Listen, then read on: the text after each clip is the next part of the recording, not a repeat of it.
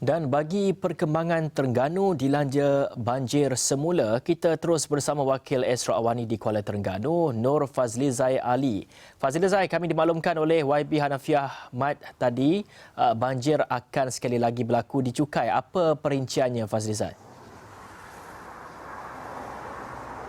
Baik, terima kasih Hafizi. Di Bukit Kewangan, jumlah mangsa banjir di Terengganu pada ketika ini kembali meningkat kepada 381 orang mangsa berbanding 82 mangsa yang terjejas pada malam tadi. Dan setakat ini juga dua daerah di Terengganu ini kembali terjejas, iaitu daerah Dungun dan juga Kemaman.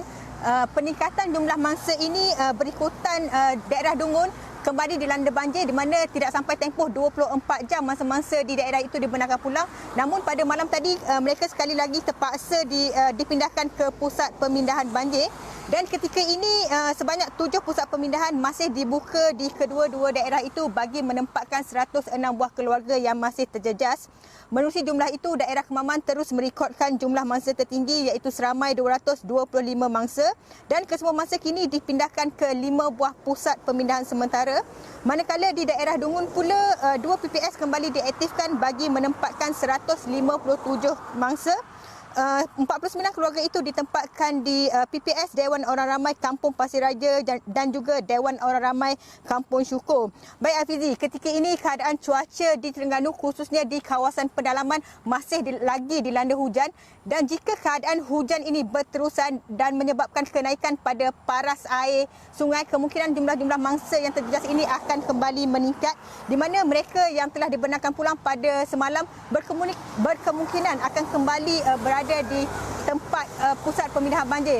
Dan Hafizi, ketika sebentar tadi juga saya sempat melakukan tinjauan di Kampung Bukit Mentok, di mana itu antara lokasi yang berisiko berlaku bencana banjir susulan limpahan air sungai seperti yang dimaklumkan oleh YB Hanafiah sebentar tadi. Bagaimanapun hasil tinjauan saya di kawasan berkenaan, lebih 100 mangsa telah dipindahkan ke Sekolah Kebangsaan Bukit Mentok. Mereka juga sentiasa bersedia untuk menghadapi sebarang kemungkinan kerana limpahan air di kawasan pedalaman itu akan menyebabkan kawasan mereka antara yang terjejas teruk. Dan setakat ini apa yang boleh saya kongsikan Hafizi, keadaan banjir di daerah Kemaman ini khususnya di Cukai, Bukit Mentok dan juga kampung di sekitar kawasan-kawasan Cukai ini masih terkawal dan tiada berlaku perpindahan melibatkan jumlah mangsa yang ramai seperti yang dimaklumkan sebentar tadi Hafizi. Fazlizai, saya pasti Fazlizai telah pun membuat tinjauan di kampung-kampung dan juga di kawasan-kawasan yang terkesan dengan banjir. Apa yang dikatakan oleh mereka? Apa luahan mereka setelah baru pulih dari banjir bulan lalu, kini dilanda lagi sekali dengan banjir? Apa harapan mereka?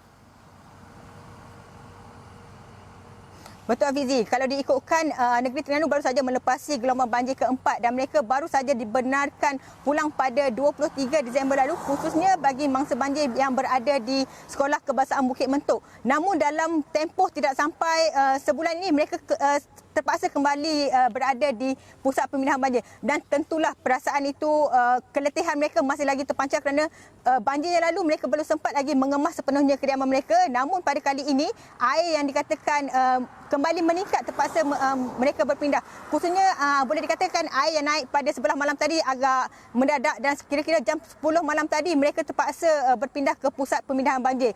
Dan walaupun sudah biasa dengan keadaan banjir ini, namun perasaan cemas tetap menghantui mereka, apatah lagi jika terdapat ahli keluarga mereka yang menghadapi pesakit kronik dan juga anak-anak kecil. Dan bila air melimpah pada waktu malam, ia mungkin menyukarkan pergerakan mereka untuk berpindah kerana keadaan gelap dan juga paras air yang semakin meningkat.